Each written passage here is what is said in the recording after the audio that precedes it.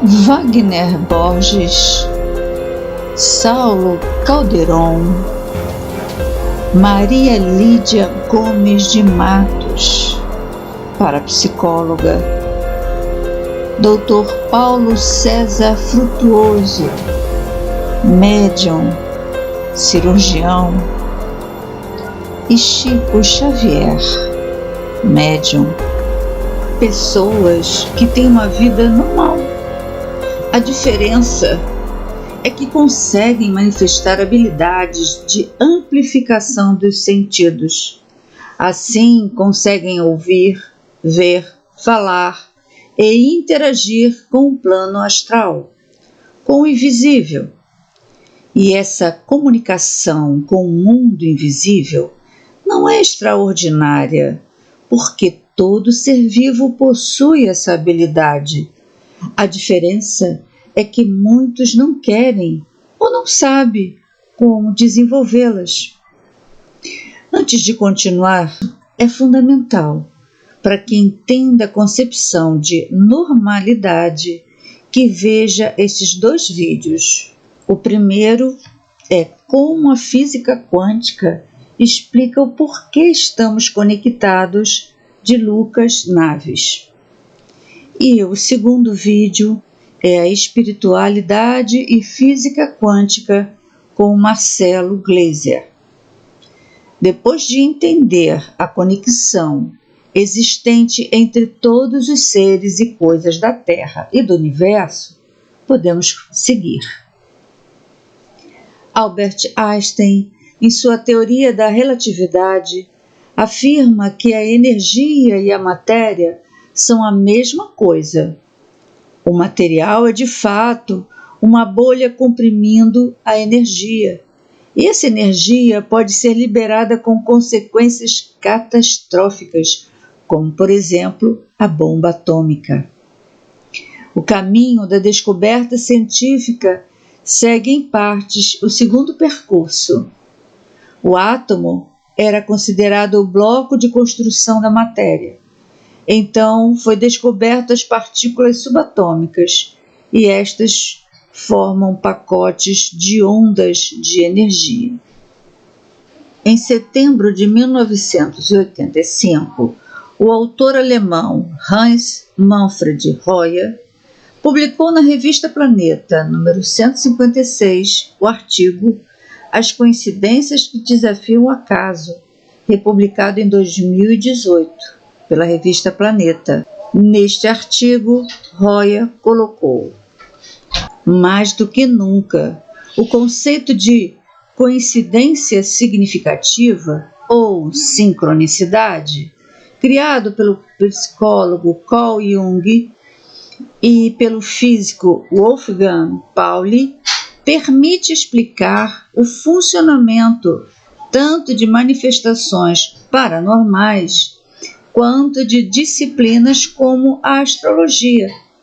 E essa explicação nos leva a tirar definitivamente do vocabulário o termo paranormal, cujo significado orienta a discriminar pessoas, criando o nós e eles, quando em verdade somos todos nós, potencialmente capacitados na expansão de habilidades que são inerentes da natureza humana. Nesse aspecto, é fundamental transcender o problema filosófico colocado pelos filósofos para o conceito natureza humana para a certeza científica de que toda espécie terrena está conectada energeticamente e possui a capacidade da expansão dos sentidos, clarividência, telecinesia, telepatia, psicografia, projeção astral, bilocação ou multilocação, radiestesia, levitação, mediunidade ou canalização, pré-cognição, premonição e sonhos pré-cognitivos, retrocognição, pirocinese, onerocinese, que é a capacidade de controlar não só o próprio sonho, mas também os sonhos das outras pessoas, e podendo até fazer pessoas adormecer, entre outros. Não há super-humanos. Há humanos que já nasceram com desenvolvimento de suas capacidades. O neurocientista americano David Eagleman, nascido no Novo México, Estados Unidos, em 1971, renomado neurocientista, diretor do Laboratório de Percepção e Ação da Baylor College of Medicine em Houston, Texas, cujas áreas de estudos incluem percepção do tempo, visão, sinestesia, neurociência social, acredita que podemos acessar muito mais do que imaginamos que exista, através de interfaces que nos ajudariam a assimilar mais coisas da nossa realidade, as quais ainda não podemos perceber. Em seus estudos, ele nos leva a refletir sobre o quanto nossa percepção é limitada. No reino animal, as abelhas registram a cor ultravioleta em seus sentidos. As cobras percebem o infravermelho. Nosso cérebro nos mostra apenas um pouco do mundo. Nossa biologia nos permite uma experiência limitada sobre a realidade. O cérebro não vê e não ouve. Tudo o que ele percebe são sinais eletroquímicos que chegam até ele por cabos de dados. A eficiência do cérebro está em extrair padrões e dar-lhes significado. Ele cria uma história do nosso mundo subjetivo a partir do nosso universo interno. Não se importa de onde vêm estas informações. Ele capta tudo e tenta descobrir o que fazer com qualquer informação. Disse David, a maior parte do que acontece no cérebro humano acontece sem que saibamos ou tenhamos consciência disso. A mente consciente, a parte que ganha vida quando você acorda de manhã, é como o armário de vassouras na mansão do cérebro. É a menor parte do que está acontecendo. A partir das conclusões de David Eagleman, voltamos ao eterno e importante aprendizado de Sócrates. Conhece-te a ti mesmo. Esta era a inscrição na entrada do oráculo de Delfos e também uma das principais mensagens dos diálogos platônicos. Para Sócrates, ao nos conhecermos, descobrimos limites, capacidades, valores, os níveis de bondade e crueldade e agressividade. Sim, potencialmente todos os seres possuem a capacidade de ser bom ou mal. Tanto é que a lei e as regras sociais foram criadas para que a sociedade se desenvolvesse em equilíbrio. A sincronicidade, do grego sim, junto, e cronos, tempo, é a designação do psicólogo suíço Carl Gustav Jung, nascido em 1875 e falecido em 1961, para um princípio que deveria explicar a relação significativa, não causal, de acontecimentos, a coincidência significativa de dois ou mais fatos. Se aceita a hipótese, a adoção de uma função psi, que tornaria possível uma explicação causal, torna-se supérflua. A hipótese foi desenvolvida por Jung num trabalho conjunto com o físico austríaco Wolfgang Ernst Pauli, nascido em 1900 em Viena, Áustria, e falecido em 1958.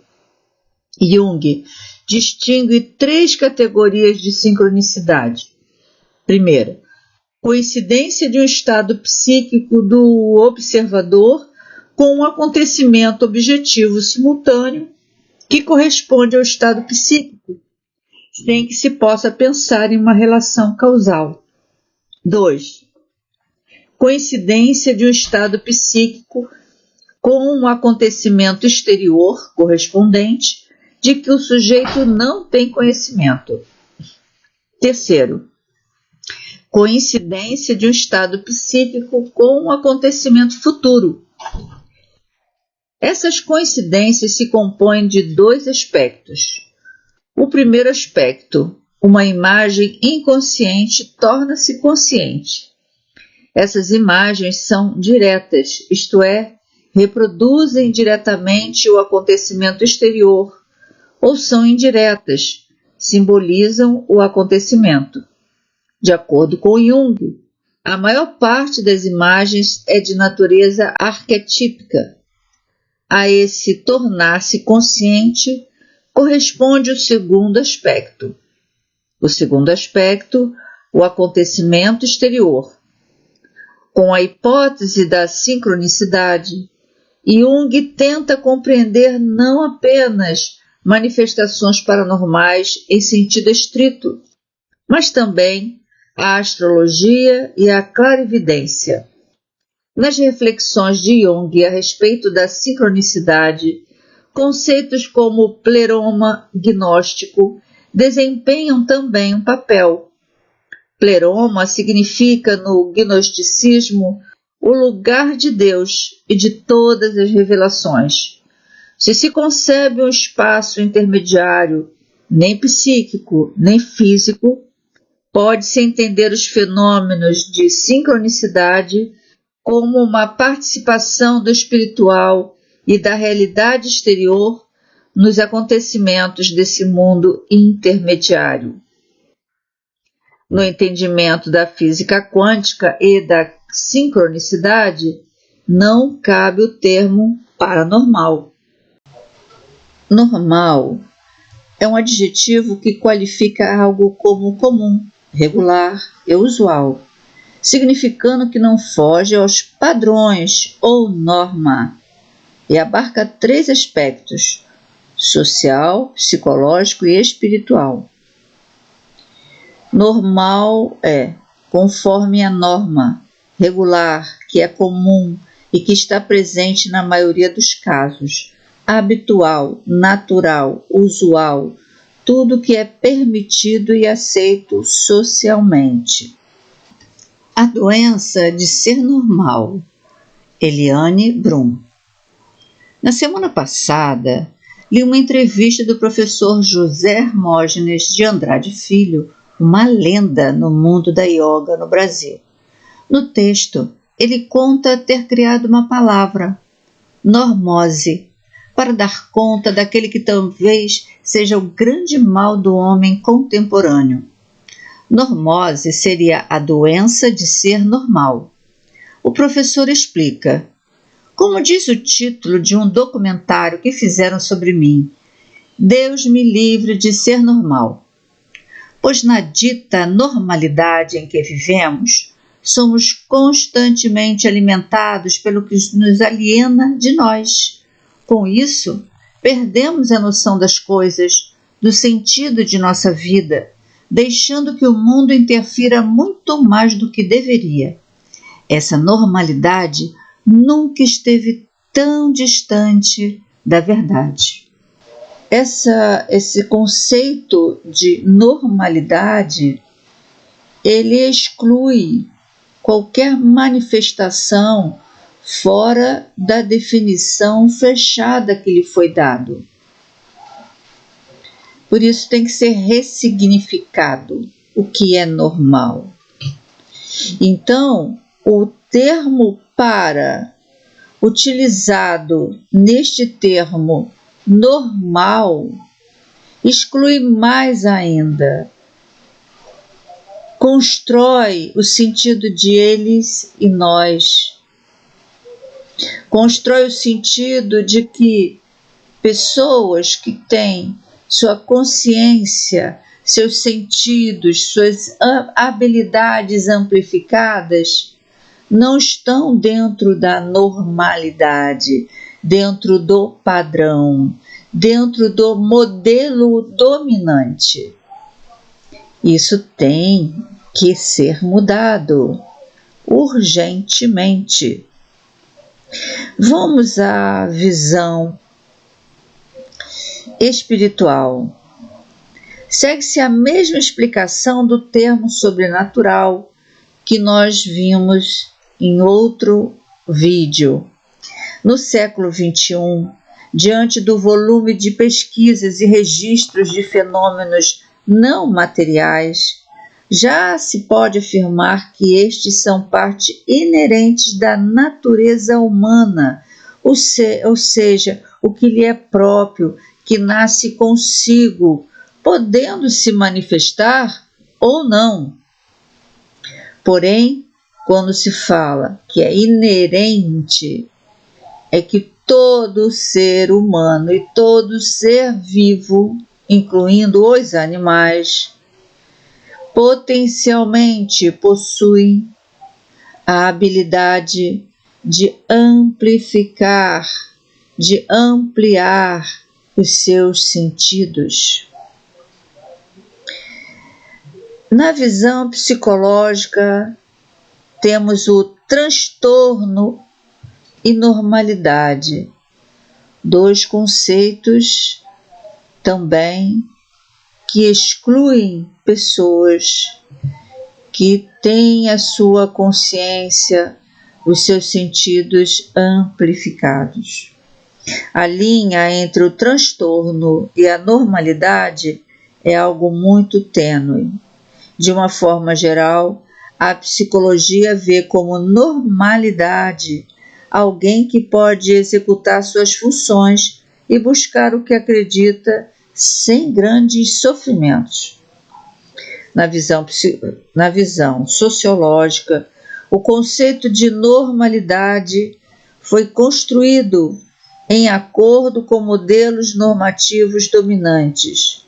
Isso gerou dificuldades e barreiras impostas pela sociedade às pessoas consideradas diferentes, deficientes, obesos, LGBT, médiuns, que fazem parte da realidade, se tornaram vítimas da injustiça social, da visão excludente, se tornaram vulneráveis e excluídos socialmente.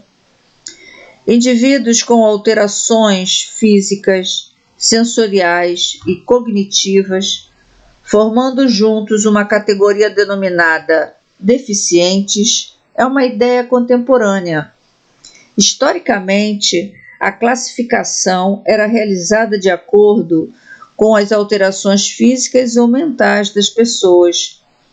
Elas eram descritas como aleijadas, surdas, cegas e loucas.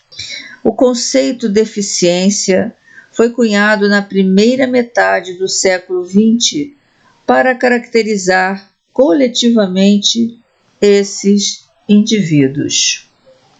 O quê? Você está vendo um morto? Alguém que já está falecido? Você é louco. Elizabeth Lacerda tem lembranças vívidas da infância em Abaeté, cidade mineira a 200 quilômetros de Belo Horizonte, com pouco mais de 22 mil habitantes. Em uma das memórias, conta de uma criança da cidade que, com menos de 7 anos, desenvolveu uma doença grave. Para desespero da mãe, a menina parou de comer. Mal se alimentava, a não ser que fosse pelas mãos de Elizabeth.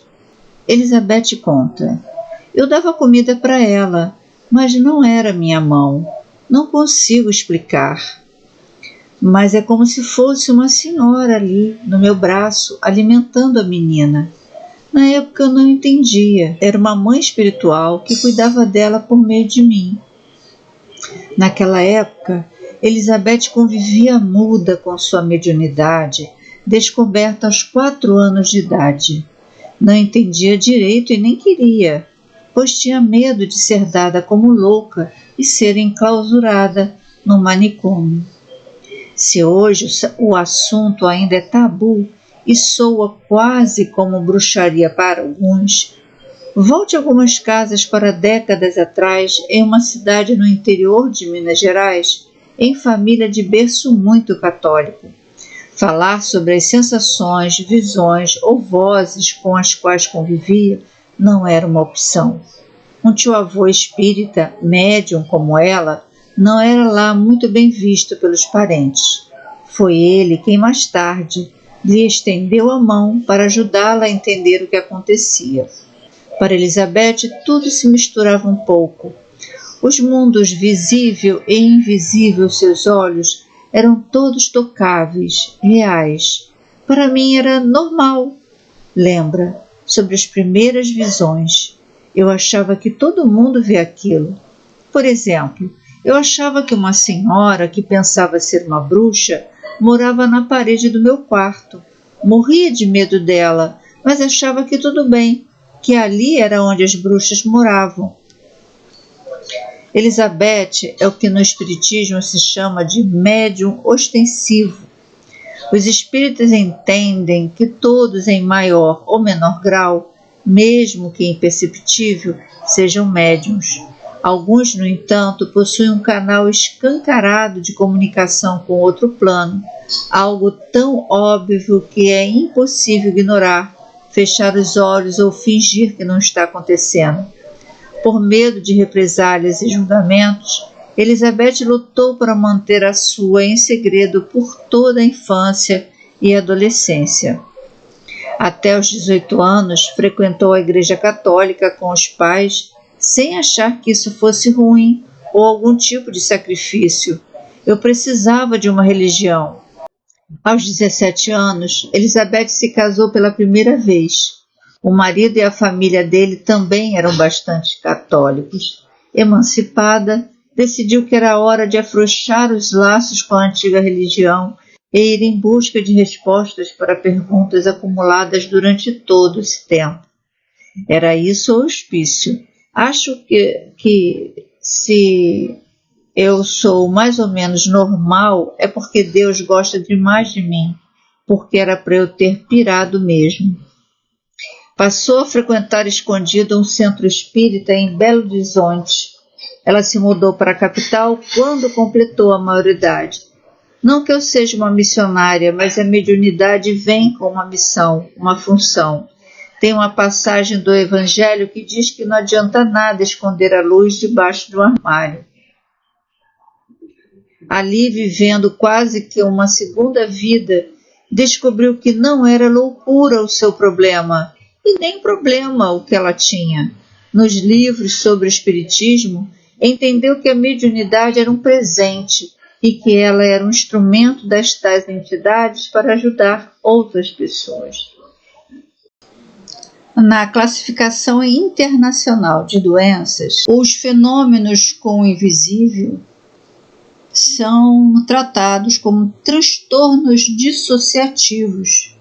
Por exemplo, tem a classificação CID-F44, transtornos dissociativos de conversão, que se caracterizam por uma perda parcial ou completa das funções ditas normais de integração das lembranças, consciência, identidade e sensações imediatas e do controle dos movimentos corporais. A F44.3 trata de estados de transe e de possessão. São transtornos caracterizados por uma perda transitória da consciência de sua própria identidade, associada a uma conservação perfeita da consciência do meio ambiente. O psiquiatra Roberto Lúcio Vieira de Souza, formado em 1982 pela Universidade Federal de Minas Gerais, após ocupar durante 15 anos os cargos de diretor clínico e médico do Hospital Espírita André Luiz, em Belo Horizonte, um dos fundadores das associações médicas espíritas no plano estadual, nacional e internacional, que ele colocou as seguintes questões. Até onde a loucura apresenta mediunidade? Esses dois aspectos podem estar juntos ou estão sempre juntos? O psiquiatra esclarece que hoje Existem métodos e parâmetros que diferenciam o fenômeno mediúnico do quadro psiquiátrico. Porém, os profissionais da área de saúde não estão preparados para fazer esse diagnóstico diferenciado. Sublinha Roberto Lúcio, é recomendação da Organização Mundial de Saúde que uma crença espiritual não pode ser considerada algo delirante. Eu não posso provar para você que Deus existe, mas meu trabalho provou empiricamente que o padrão de Deus existe em cada homem e que esse padrão no indivíduo tem à sua disposição as maiores energias transformadoras de que a vida é capaz. Encontre esse padrão em seu próprio eu individual e a vida será transformada. Carl Gustav Jung, 1875-1961. Padrão de Deus. Mas no século VII a.C., o filósofo Parmênides, nascido na Grécia em 530 a.C., já falava do princípio arqué, um princípio vital de onde emana a vida. No século III depois de Cristo, a Bíblia fala em centelha divina.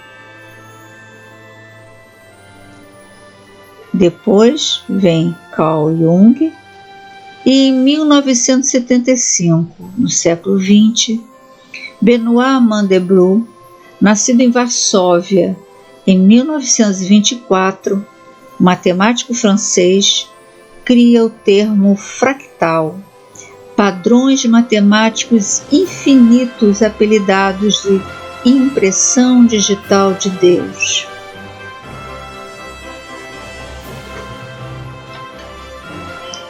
Todos esses conceitos, ideias, termos, mostram a conexão entre todas as coisas, que Benoît definiu como padrões matemáticos que se repetem como uma fórmula em todas as coisas. Assim, raio, pulmão, árvore possuem o mesmo modelo de criação. Estes pensadores de todas as formas demonstraram que somos parte do Criador e, como tal, possuímos em potência o poder da criação, da destruição, da cura e salvação. Assim, pois, que Jung afirmou que ao redescobrir Deus em si, a vida será transformada. Cada vez mais o Criador se revela nas habilidades extrasensoriais, sinalizando o despertar do ser humano para o seu devir. Quem chama de louco aqueles que têm as habilidades extrasensoriais afloradas, chama para si a constatação de sua ignorância e retardo no processo de divinização da vida.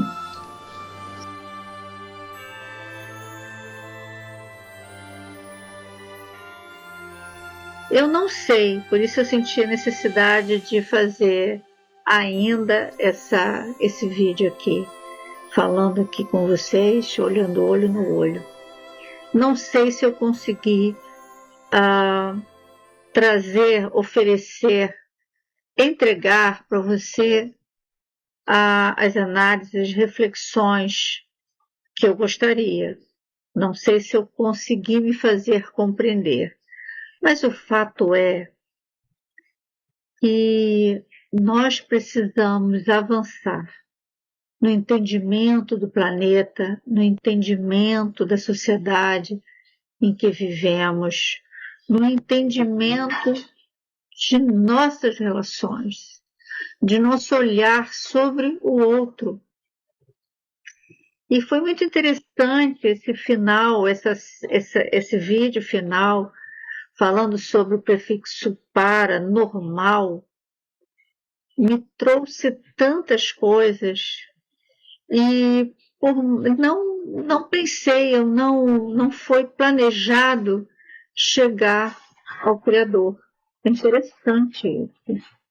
E foi um psicanalista que me trouxe, Carl Gustav Jung.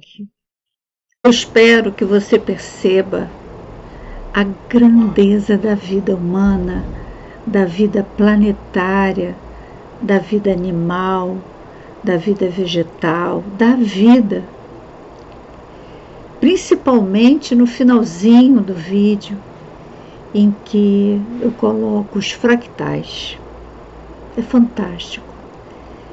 É a gente perceber que somos parte integrante de todo esse planeta. Não somos diferentes em nada, em nada. Pelo contrário, o que a gente percebe é uma enorme responsabilidade da espécie humana no cuidado com o planeta e perceber o desvio de finalidade da nossa existência, que é o cuidar. Enfim, eu espero que você, se chegou até aqui, que você tenha gostado. Deixe seus comentários, compartilhe, porque é importante essas reflexões para que a gente possa crescer como espírito, como ser humano, como ser social. Fica aqui o meu abraço e até a próxima.